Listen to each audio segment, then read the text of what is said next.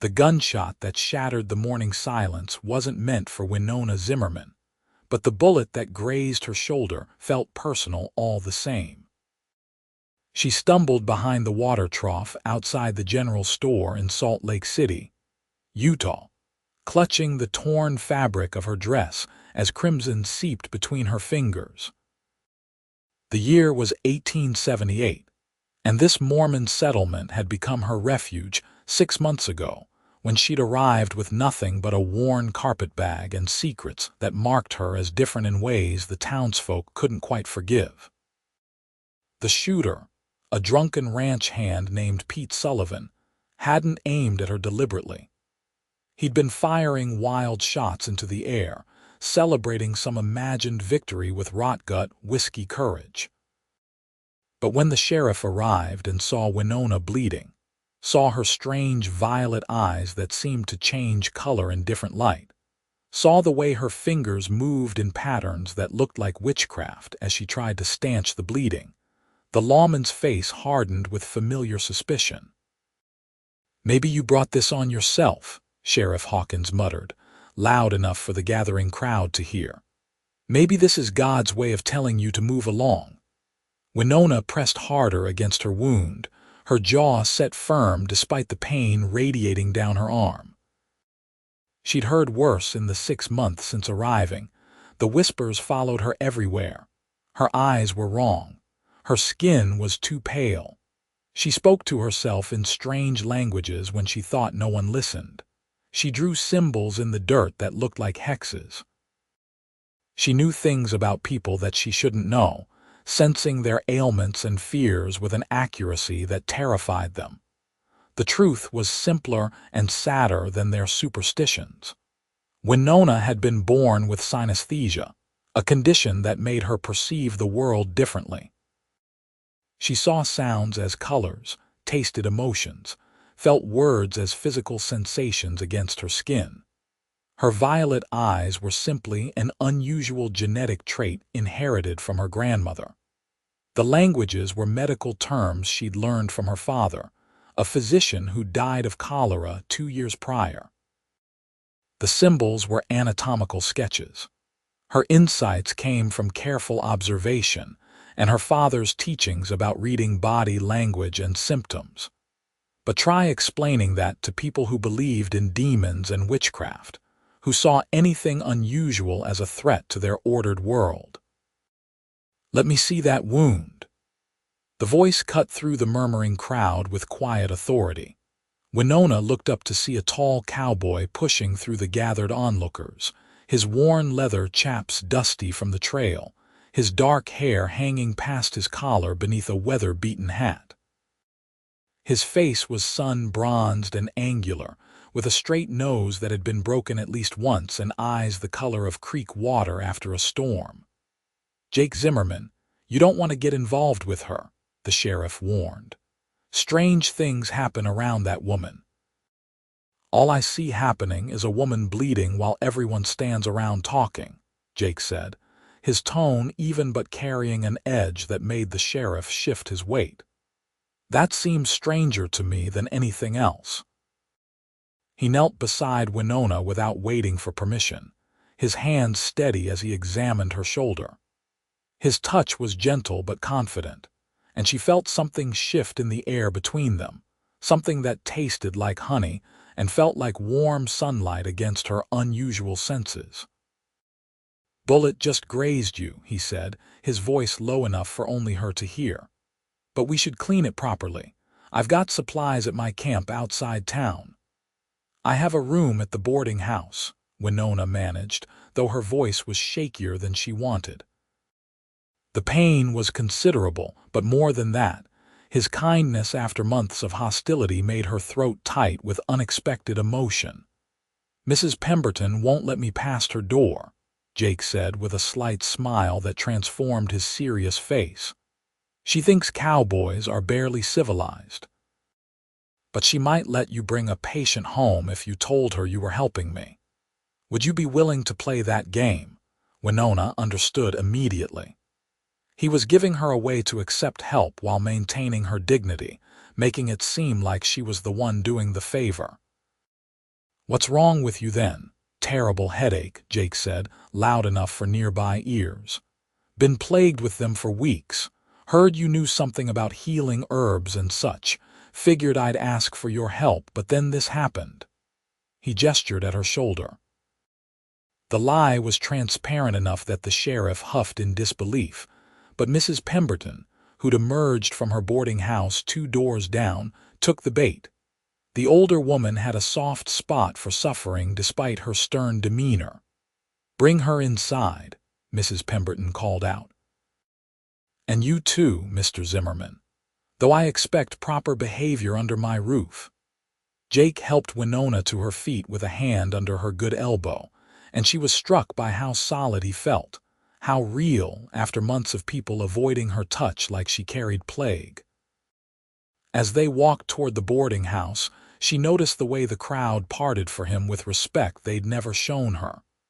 "Why are you helping me?" she asked quietly.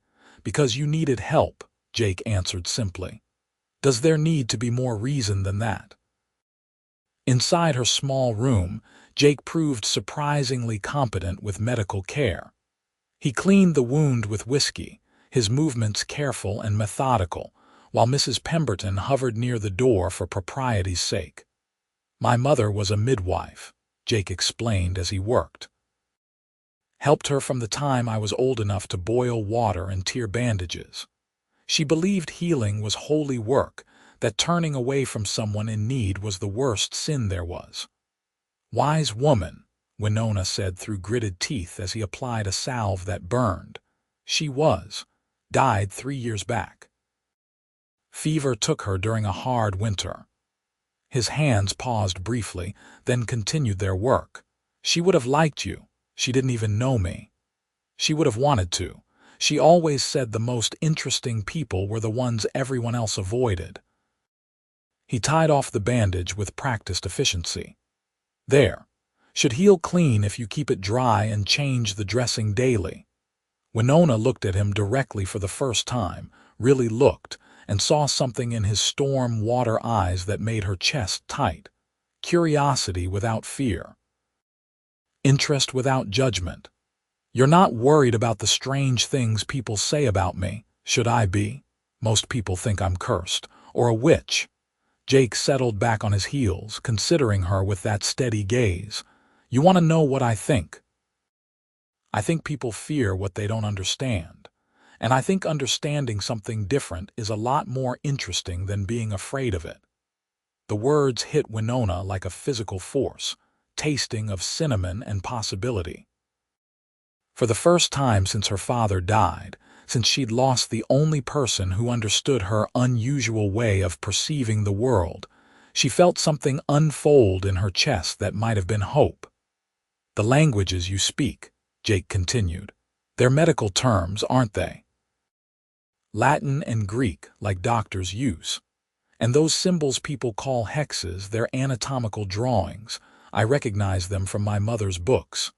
Winona's breath caught. "How did you?" "I paid attention, I watched. People around here are quick to judge, slow to look carefully." He stood, dusting off his knees. "I've been in Salt Lake City for about a month, working at the Rocking J Ranch east of town. I've heard all the talk about you. Decided I wanted to see for myself who you really were instead of who everyone said you were. And who am I? A woman who knows healing. A woman who's different. A woman who's been alone too long." His voice gentled. "A woman who deserved help when she was bleeding in the street." Mrs. Pemberton cleared her throat from the doorway. "Mr. Zimmerman, you mentioned a headache. Should Miss Zimmerman examine you, or was that just a story?" Jake had the grace to look slightly chagrined. "It was a story, madam, but I appreciate you allowing me to help." The older woman's expression softened slightly. "Well, you did good work with that wound. Better than our doctor would have done, truth be told. Dr. Morris drinks too much and his hands shake." She looked at Winona. "You rest. I'll bring up some broth later." After she left, Jake moved toward the door but paused with his hand on the frame. "Would you have dinner with me tomorrow? There's a decent restaurant on the edge of town that serves good steak. The owner doesn't gossip much. Winona's heart hammered against her ribs. People will talk. People are already talking. Might as well give them something real to discuss. His smile was crooked and genuine. Besides, I'd like to learn about those medical drawings, and maybe you could tell me about those eyes of yours, why they seem to shift colors. I've never seen anything like them. They're just unusual, a family trait.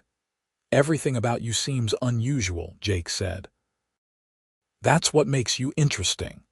Tomorrow at 6, she nodded, not trusting her voice, and he left with a touch to his hat brim that felt like a promise. That night, Winona lay in her narrow bed, staring at the ceiling, wondering if she'd imagined the warmth in Jake Zimmerman's voice. Sleep came in fits, interrupted by the throb of her shoulder and the unfamiliar flutter of something that might have been anticipation. The next morning, the town felt different. Word had spread about Jake defending her, and the looks she received were more confused than hostile. At the general store, the clerk actually spoke to her instead of just taking her money in stiff silence. "Heard Jake Zimmerman helped you yesterday," the clerk said, wrapping her purchases in brown paper. "He's a good man, fair, works hard. The Rocking J is lucky to have him." "He was kind," Winona agreed carefully. "His mother was Agnes Zimmerman, the midwife, brought half the children in Montana Territory into the world before she passed. Jake has her hands, they say, gentle but strong." The clerk tied the package with string. "He's particular about people. Doesn't suffer fools. If he took an interest in you, well, that says something." Winona carried that information back to the boarding house like a treasure. She spent the afternoon altering one of her better dresses, the deep blue one that her father had always said matched her eyes when they shifted toward purple. Her hands shook slightly as she worked the needle, and she had to remind herself that it was just dinner. Just a meal with someone who'd shown her kindness. But when 6 o'clock approached, and she saw Jake waiting outside the boarding house, cleaned up and wearing a pressed shirt beneath his vest, her racing heart suggested it was considerably more than just dinner. "You look beautiful," he said simply, offering his arm. "How's your shoulder?" "Sore, but healing." "You did good work. Learned from the best." They walked through town together, and Winona felt the weight of watching eyes from every window. But Jake seemed unconcerned, keeping up a steady stream of conversation about his work at the ranch, the horses he was training, the landscape he'd been exploring in his spare time. The restaurant was small and tucked away, run by a Chinese couple who'd settled in Salt Lake City during the railroad construction. The food was a blend of American and Chinese cooking that tasted exotic and comforting at once. Jake ordered for both of them with an easy familiarity that suggested he ate there often. "Tell me about your eyes," Jake said after their food arrived. "You said it was a family trait." Winona cut her steak carefully, choosing her words. "My grandmother had them. She was from a family in Europe somewhere, several generations back. The color shifts depending on the light and what I'm wearing. Sometimes they look violet, sometimes blue, sometimes almost gray. They're remarkable, like nothing I've ever seen." Jake leaned forward slightly. "People fear them because they're different. That says more about them than it does about you." "Everything about me is different," Winona said quietly. "The way I see the world, the way I experience things. It's always been that way, and it always made me strange." "Different isn't the same as strange. Tell me about it. Help me understand." So she did. Slowly at first, then with increasing confidence as Jake listened with genuine interest. She explained synesthesia as her father had taught her to understand it, the crossing of senses that made her perceive sound as color, taste emotion, feel words as physical sensations. She told him how his voice tasted like honey and creek water, how kindness felt like warm sunlight against her skin, how anger appeared as jagged red lines in the air. So when people are hostile to you, Jake said thoughtfully, you don't just hear it. You see it, taste it, feel it physically. Yes, it makes their fear very loud, very present, sometimes overwhelming. That must be exhausting. The understanding in his voice made tears prick Winona's eyes. Most people think I'm making it up, or that it's evidence of something wrong with me. Cursed, demon-touched, insane. My father was the only one who believed me, who helped me understand it as a medical condition rather than a spiritual failing. Your father was a doctor. Yes. He died 2 years ago, cholera outbreak in Kansas. After he was gone, there was nothing holding me anywhere. I drifted west, looking for someplace I might fit. Salt Lake City seemed peaceful when I arrived, but she gestured vaguely. People notice the differences eventually. They always do.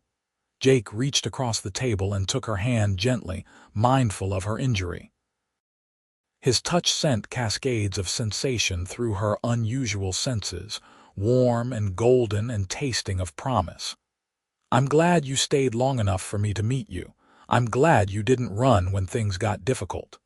I was planning to leave soon. Another few weeks, maybe. And now. Winona looked at their joined hands, at the contrast of his sun-darkened skin against her paleness, at the way his fingers curled around hers with such careful certainty. Now I'm not sure. They talked for hours, until the restaurant owners began clearing tables around them with polite patience. Jake told her about growing up in Montana, following his mother on her midwife rounds, learning to read the subtle signs of bodies in distress. He spoke of his father, a ranch hand who died when Jake was 12, thrown from a horse and landing wrong. He described his wandering years after his mother passed, working ranches across the territories, never quite settling anywhere. Why stop here? Winona asked as they finally left the restaurant, walking slowly through the cooling evening air. Haven't stopped, just paused. Jake looked at her sideways. Though I'm starting to think this pause might last longer than I planned. They walked past the boarding house without stopping, continuing to the edge of town where the buildings gave way to open land. The sun was setting, painting the sky in shades of orange and pink that Winona could almost taste on her tongue, sweet and sharp like wild berries. Can I ask you something personal? Jake said, stopping where the road became a dirt trail leading toward the distant mountains. Yes. When you look at me, when you experience me through your unusual senses, what do you perceive? Winona considered the question carefully. Your voice tastes like honey and creek water, clean, sweet, refreshing. Your kindness feels like warm sunlight. When you touched my hand earlier, it was golden and bright, tasting of possibility. Your presence is steady like the sound of a heartbeat, like something reliable and real. Jake was quiet for a long moment, and she worried she'd said too much, revealed too much. But when he spoke, his voice was thick with emotion. That might be the most beautiful thing anyone has ever said to me. It's just the truth, how I experience you, maybe, but it's also beautiful. He turned to face her fully, and in the fading light, his eyes were the color of storm clouds and just as intense. Winona, I know we just met yesterday.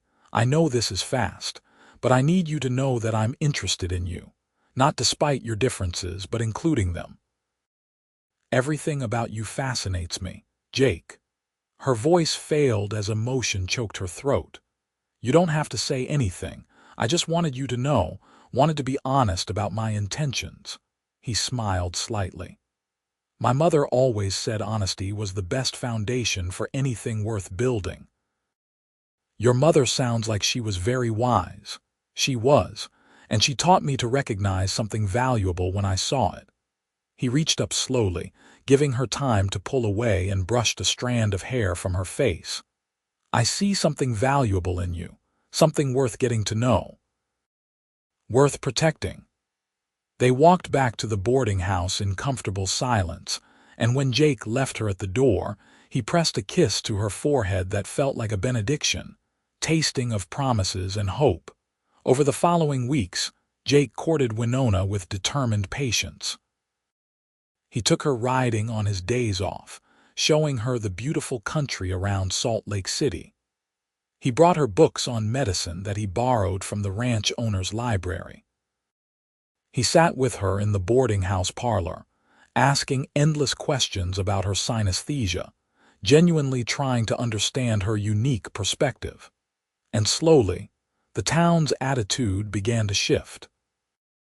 If Jake Zimmerman, respected ranch hand and son of the beloved midwife Agnes, found Winona worth his time, perhaps she wasn't so strange after all. Perhaps her differences weren't threatening but merely unusual. The boarding house became busier as people began asking Winona for medical advice, remembering that she had a physician's training. A ranch hand with a persistent cough, a shopkeeper's wife with mysterious stomach pains, a child with a rash that wouldn't heal. Winona helped them all, using her father's teachings and her own unusual ability to read subtle signs in people's bodies and emotions. Jake was there often, watching her work with quiet admiration. "You're gifted," he told her after she successfully diagnosed a young boy's appendicitis, sending him to the doctor in the next town over before the organ burst. "Your differences make you better at this, don't they? You see and sense things other people miss." My father thought so. He said my synesthesia was a gift for healing, not a curse.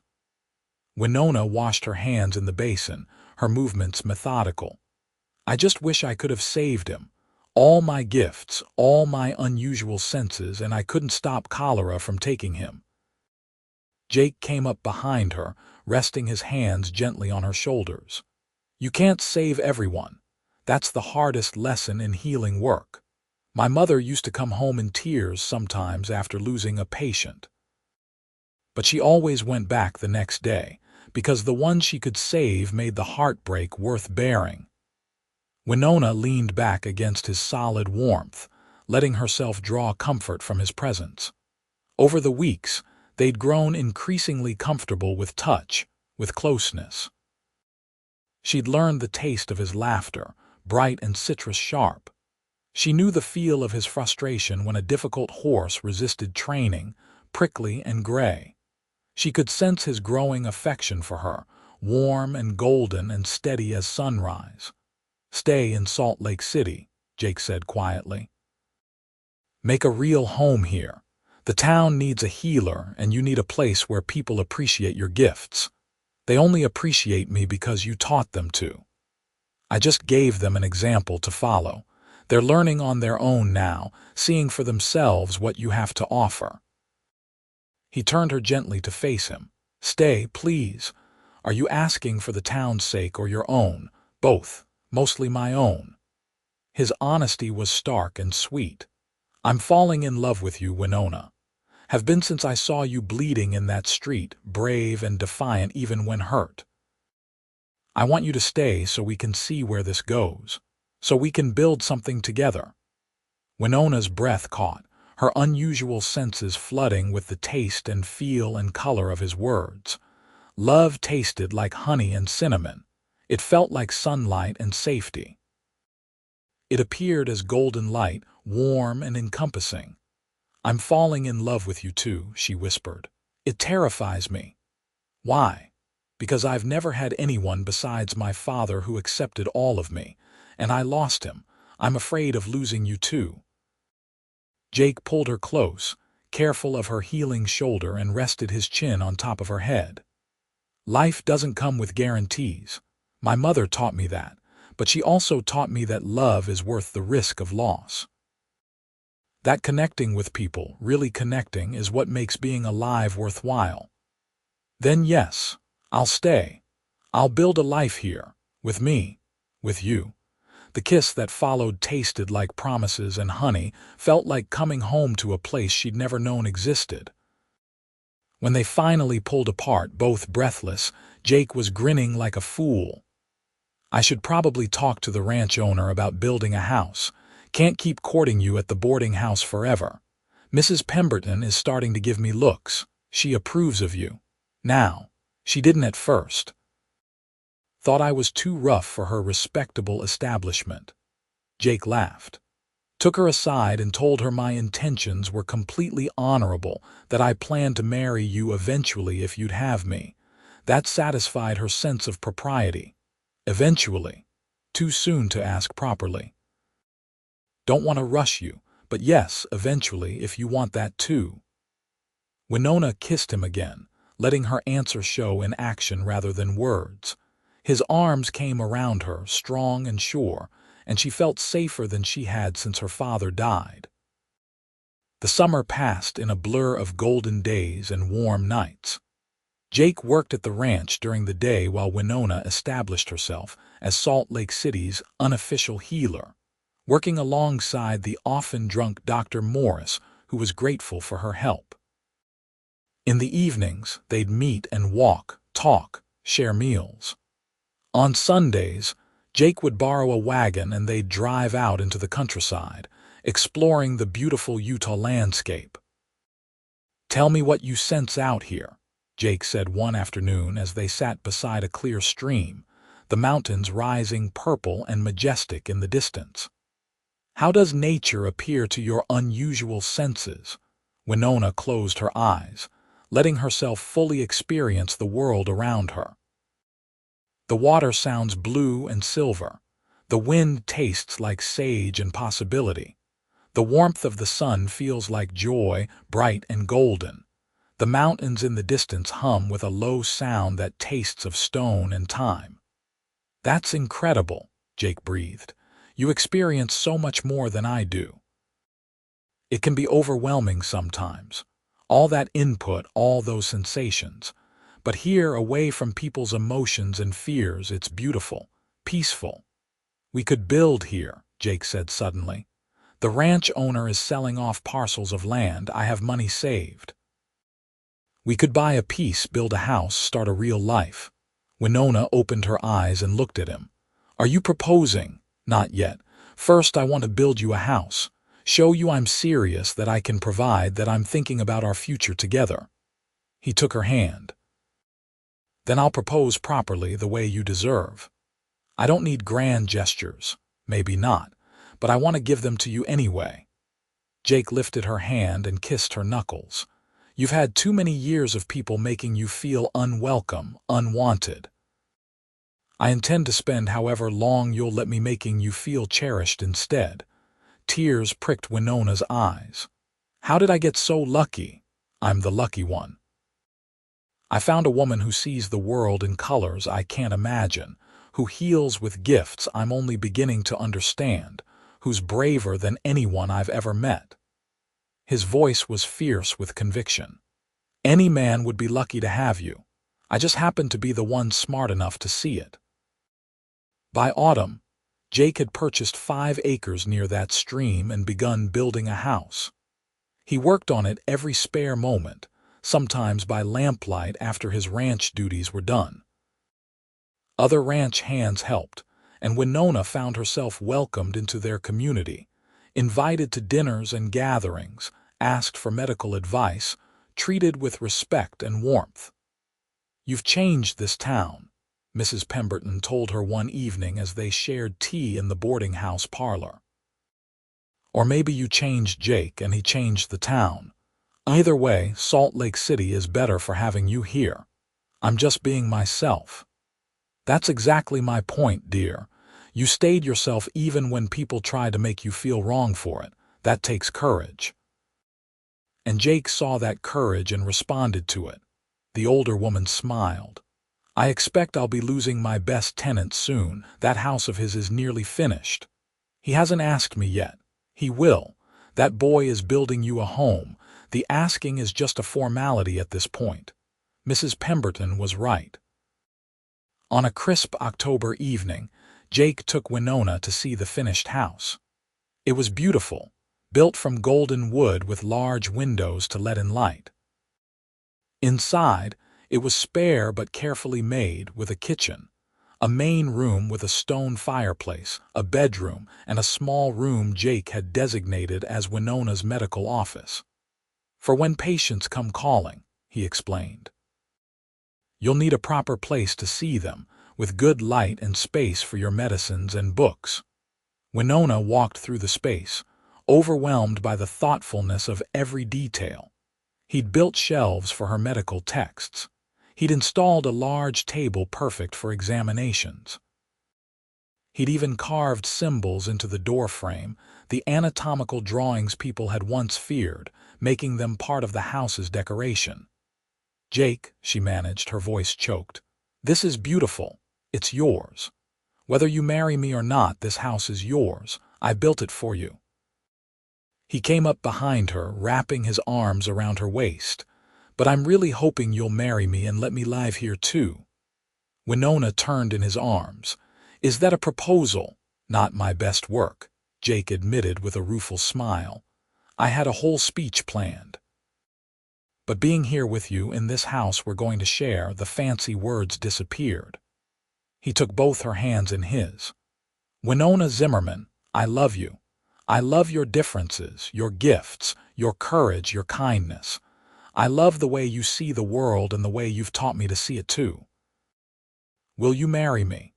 Will you let me spend my life learning from you, protecting you, loving you? Yes, Winona said through happy tears. Yes, of course, yes. The kiss they shared tasted of joy and honey, felt like coming home and starting an adventure simultaneously. When they finally pulled apart, both breathless and laughing, Jake pulled a ring from his pocket. It was my mother's, he said, sliding it onto her finger.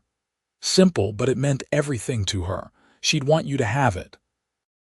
The ring was a plain gold band with a small garnet stone, warm and beautiful in its simplicity.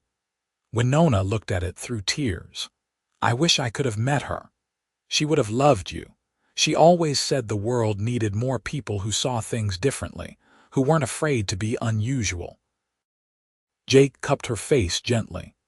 You're exactly the kind of person she spent her life defending and celebrating. They married a month later in a simple ceremony at the small church in Salt Lake City. The town turned out to celebrate, and Winona marveled at how much had changed in less than a year. These same people who'd whispered about her, feared her, wanted her gone, now brought gifts and well wishes. They filled the church and cheered when Jake kissed his bride. See, Jake whispered against her lips. I told you they just needed to understand. People aren't bad, they're just scared of what they don't know. Teach them and they come around. You taught them. You showed them I was worth knowing. I just opened the door. You're the one who walked through it and showed them who you really are. They honeymooned in their new house, spending long autumn days working on their land and longer nights learning each other in the gentle intimacy of new marriage. Jake was patient and attentive, taking cues from Winona's unusual senses, learning what felt good to her in ways that went beyond simple touch. What do I taste like when we make love? He asked one night, both of them tangled in blankets and contentment. Honey and cinnamon and sunlight, Winona murmured against his chest, golden and warm and overwhelming, like joy turned physical. That's how you feel to me too, though I don't have synesthesia, just pure joy. He pressed a kiss to her forehead. I never knew it could be like this. Neither did I.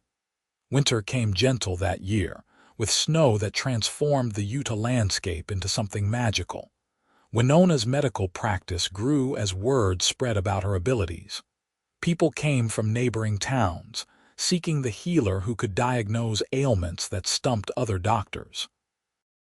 Jake supported her completely, sometimes helping with difficult cases, always ready to ride for Dr. Morris when Winona needed consultation or assistance beyond her training.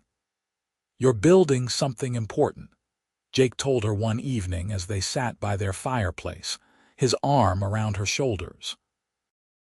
A real healing practice. My mother would be so proud. I couldn't do it without you.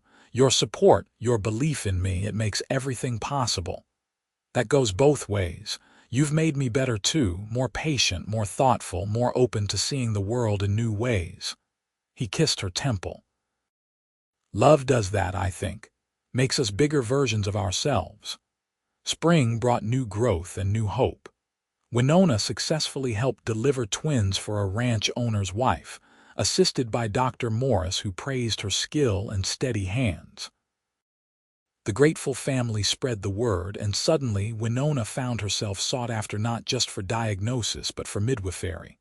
"My mother's work," Jake said with wonder when Winona told him. "You're carrying on her legacy. I hope I'm worthy of it." "You are. God, Winona, you so are." That summer, Winona discovered she was pregnant.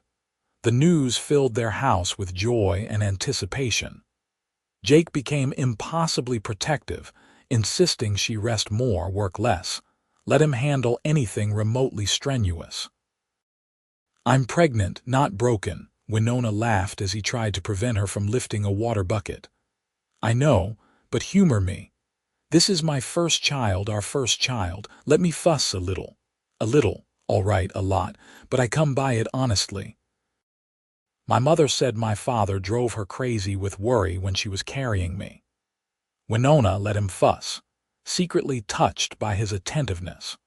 Her pregnancy progressed smoothly, despite her unusual senses making morning sickness more vivid than most women experienced. She could taste the nausea, see the dizziness as gray fog, feel the baby's presence as a warm, golden glow inside her. "What does it feel like?" Jake asked constantly. "The baby, I mean, through your senses. Like sunshine inside me, like joy and possibility and future, all wrapped in warmth. Like love made physical and real." Jake rested his hand on her growing belly with such tenderness it made Winona's heart ache. "I can't wait to meet this person, our son or daughter. What do you hope for? Boy or girl? Healthy, that's all. Though if they inherit your eyes, your gifts, I'd be honored. The world needs more people like you." Their son was born in early spring of 1880, after a labor that was mercifully short but intensely overwhelming to Winona's unusual senses. Jake stayed with her throughout, holding her hand, letting her squeeze hard enough to leave bruises, whispering encouragement. "You're doing so well, so strong, just a little more. I love you so much, Doctor." Morris delivered the baby with steady hands, for once completely sober, and when the baby's first cry filled the room, Winona saw it as golden light, tasted it as honey and hope, felt it as pure joy against her skin. "A boy," Dr. Morris announced, laying the baby on Winona's chest. "Perfect and healthy." Jake leaned over them both, tears streaming down his face as he looked at his son. "He's beautiful. You're beautiful. Thank you. Thank you for him, for this, for everything." They named him Thomas after Jake's father, with the middle name of Joseph after Winona's father. Little Thomas had his mother's unusual eyes, violet blue and striking, and his father's strong features already evident even in infancy. "People will talk about his eyes," Winona said softly a few days after the birth, holding her son and marveling at his tiny perfection. "Let them talk. This time, it'll be with wonder, not fear. You've changed how this town sees differences. Our son will grow up in a world that celebrates unusual rather than condemning it." Jake sat beside her on the bed, one arm around her shoulders, looking down at their baby. "We'll teach him to be proud of what makes him different, to see his gifts as strengths. Like you taught me, like we'll teach him together." Thomas grew into a bright, curious child who indeed possessed his mother's synesthetic gifts. At 2 years old, he described his father's voice as tasting like honey. At 3, he drew pictures of the colors he saw when people spoke. Instead of hiding his differences, Jake and Winona celebrated them, explaining to neighbors and friends about synesthesia, about how some people simply perceived the world through multiple senses at once.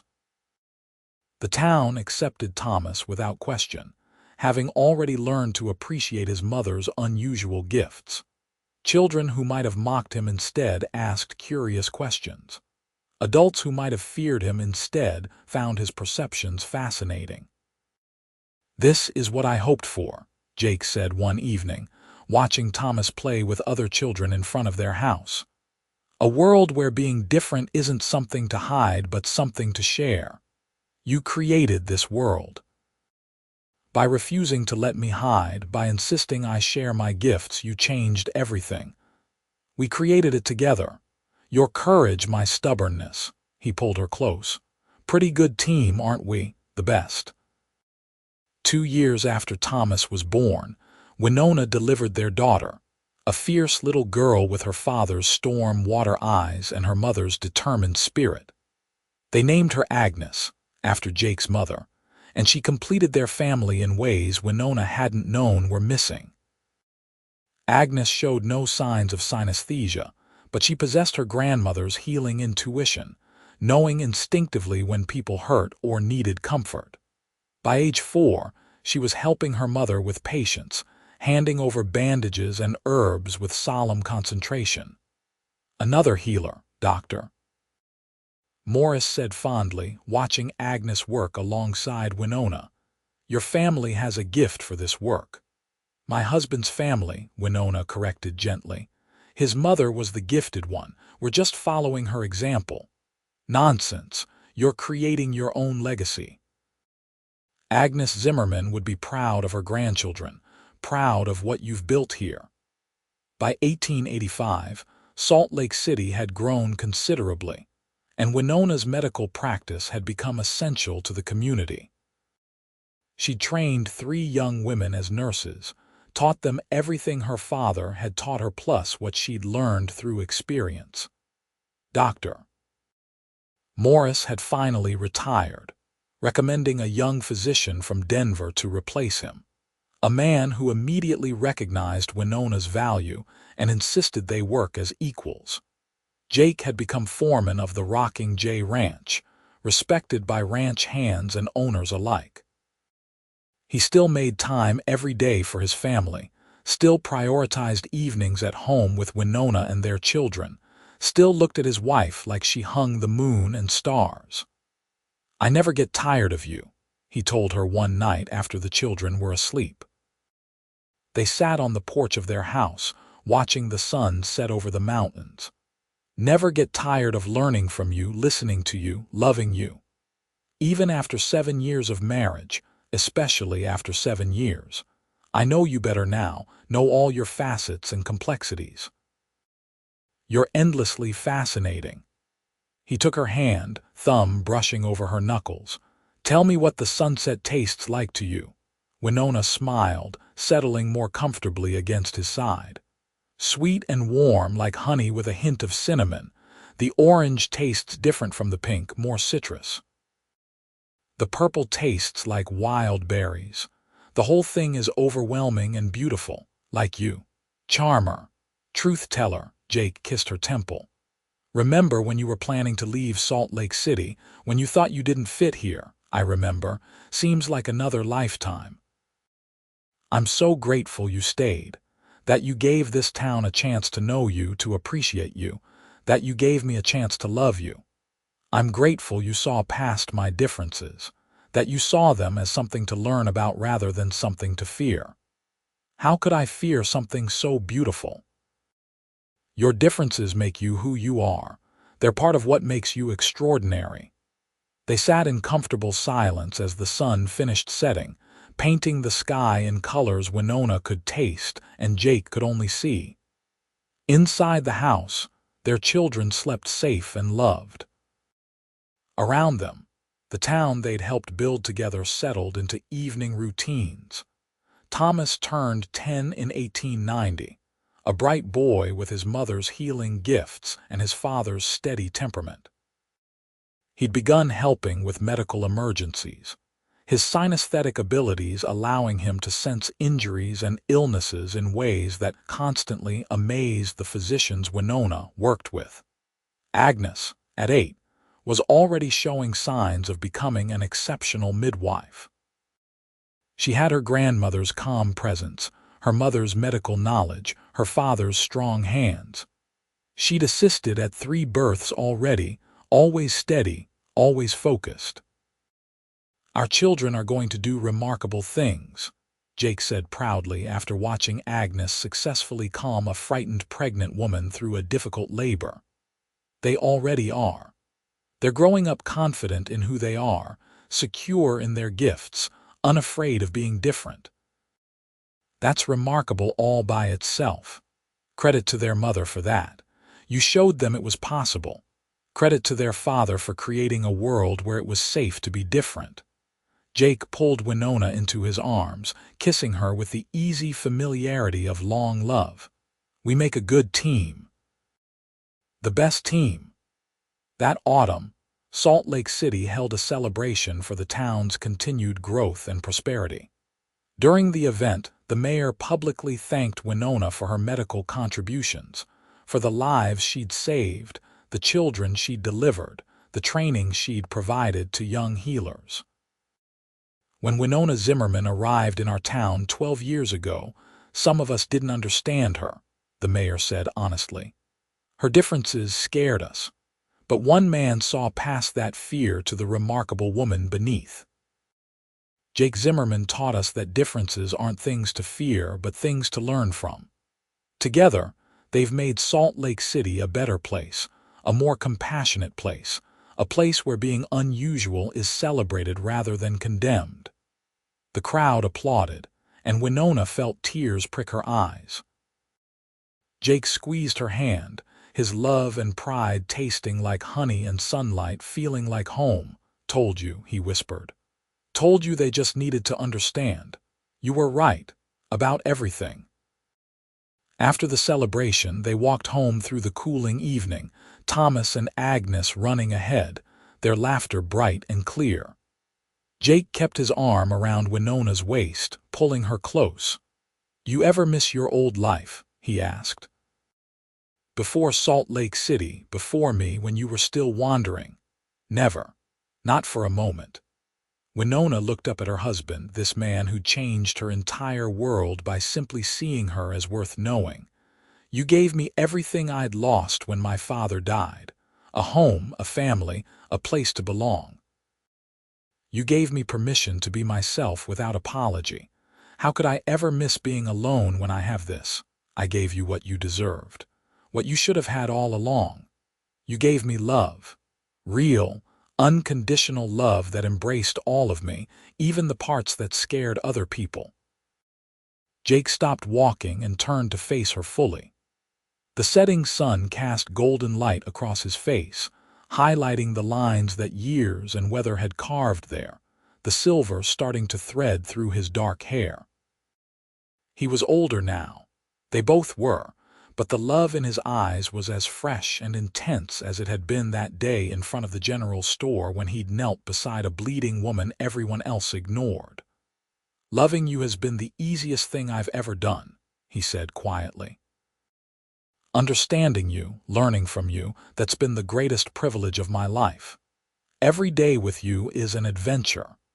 Every day I discover something new about how you see the world, how you experience things I take for granted. You've made my life infinitely richer. Jake." His name was a benediction on her lips. "I mean it. You think I saved you, but Winona, you saved me too. I was drifting before I met you, never settling, never connecting, never letting myself get close to anyone. You taught me that taking risks on love is worth it. That opening yourself to another person, really opening yourself, is how you become fully alive." Thomas and Agnes had stopped ahead, looking back at their parents with the patient tolerance of children used to their parents' frequent demonstrations of affection. "Are you two going to kiss again?" Agnes called out. "Because if so, we'll keep walking," Jake laughed. "Yes, we're going to kiss again. You two head home, we'll catch up." The children ran off, giggling, and Jake turned back to Winona. "Where were we? You were about to kiss me." "Right, good memory." The kiss tasted like honey and promise, like 12 years of love and the promise of many more to come. When they finally pulled apart, both smiling, the sun had set completely, leaving the sky painted in deep purples and blues that Winona could taste like berries and stone.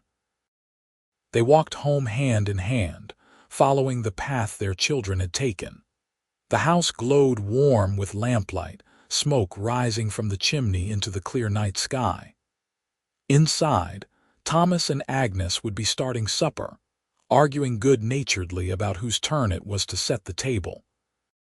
"This is everything I never knew I wanted," Winona said softly.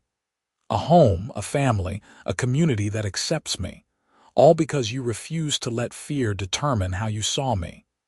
"Your differences made you a target for their fear," Jake agreed, "but I saw those differences as things to learn. And in learning about you, in understanding you, I found the love of my life. My cowboy philosopher. Your cowboy, always." They reached the house and paused on the porch, looking out at the land they'd built their life on. The mountains rose dark against the star-filled sky. The stream they'd chosen to build beside murmured its endless song. Somewhere in the distance, a coyote called, wild and free. "Happy?" Jake asked, deliriously. "You, more than I knew was possible." Inside, their children called for them, and they went in together, ready for the evening routines of family life. Supper around the table with Thomas talking about a new synesthetic perception he discovered, and Agnes describing a complicated birth she'd heard about in town. Dishes washed side by side. Books read by firelight. Children tucked into bed with kisses and whispered blessings. Finally, alone in their bedroom, Jake and Winona prepared for sleep with the comfortable intimacy of long partnership. They'd shared this room for 12 years, shared this bed, shared their lives in every meaningful way. "I love you," Jake said as they settled under the quilts, Winona's head on his shoulder, his arm around her waist. "I will love you until the day I die, and probably beyond that if there's anything after." "I love you too. Thank you for seeing me. Thank you for teaching everyone else to see me too. Thank you for staying, for giving us a chance, for building this beautiful life with me." They fell asleep wrapped around each other, safe and warm and utterly content. Outside, the Utah night settled into darkness, stars wheeling overhead, the world spinning on in its eternal dance. The years that followed brought changes, as years always do. Thomas grew into a gifted physician, his synesthetic abilities making him one of the most sought-after diagnosticians in the territory. He married a kind woman who loved him without reservation, and they had 3 children of their own, 2 of whom inherited the family's unusual sensory gifts. Agnes became a renowned midwife, traveling throughout Utah and the surrounding territories, bringing her grandmother's legacy to new communities. She married later in life, choosing a gentle man who supported her calling without question, and they had twin boys who kept their parents constantly entertained. Jake and Winona grew old together, their love deepening and maturing with time. Jake's hair went fully silver, and Winona's violet eyes were framed by laugh lines and crow's feet earned through years of smiling. They worked together until they couldn't anymore, then retired to their house by the stream and watched their grandchildren grow. On a warm spring evening in 1912, they sat on their porch as they had countless times before, watching the sunset paint the sky in colors Winona could taste. Jake's hand was arthritic now, gnarled with age and hard work, but it still fit perfectly in hers. 34 years, Jake said softly. 34 years since I saw you bleeding in the street and decided to help. Best decision you ever made, Winona teased gently. The very best. Everything good in my life came from that moment. You, our children, our grandchildren, this whole beautiful life we built. He squeezed her hand carefully. If I could go back and do it all again, I wouldn't change a single thing. Not even the hard parts, The times when my differences caused problems, especially not those parts. We learned from them. We grew from them. They made us stronger. Jake turned to look at her, his storm water eyes still bright despite his age. Your differences never stopped being beautiful to me. They never stopped being things worth learning about, worth celebrating. You changed the world for me, Jake Zimmerman. You and your stubborn insistence that I was worth knowing. You changed the world, period.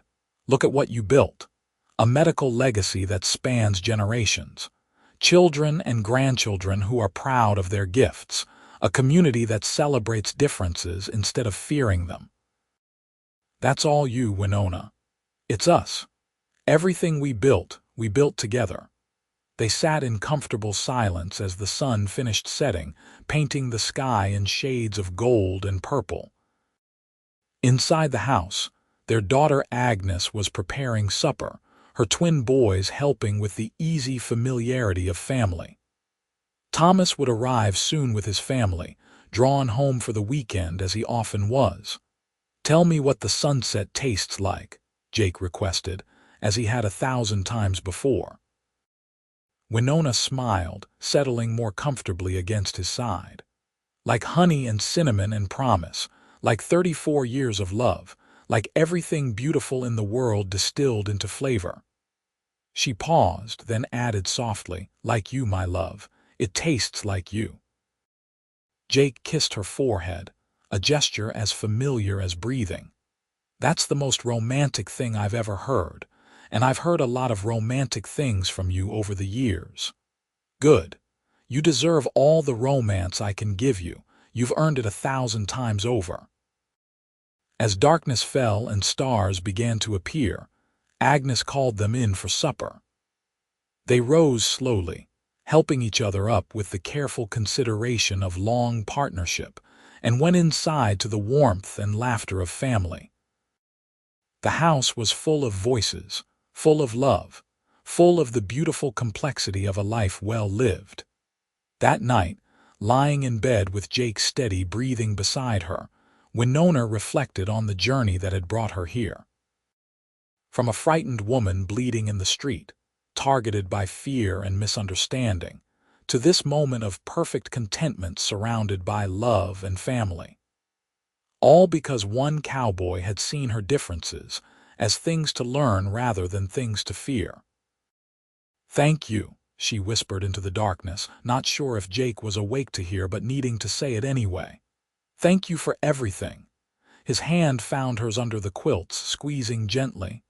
"Always," he murmured, half asleep. "Always and forever."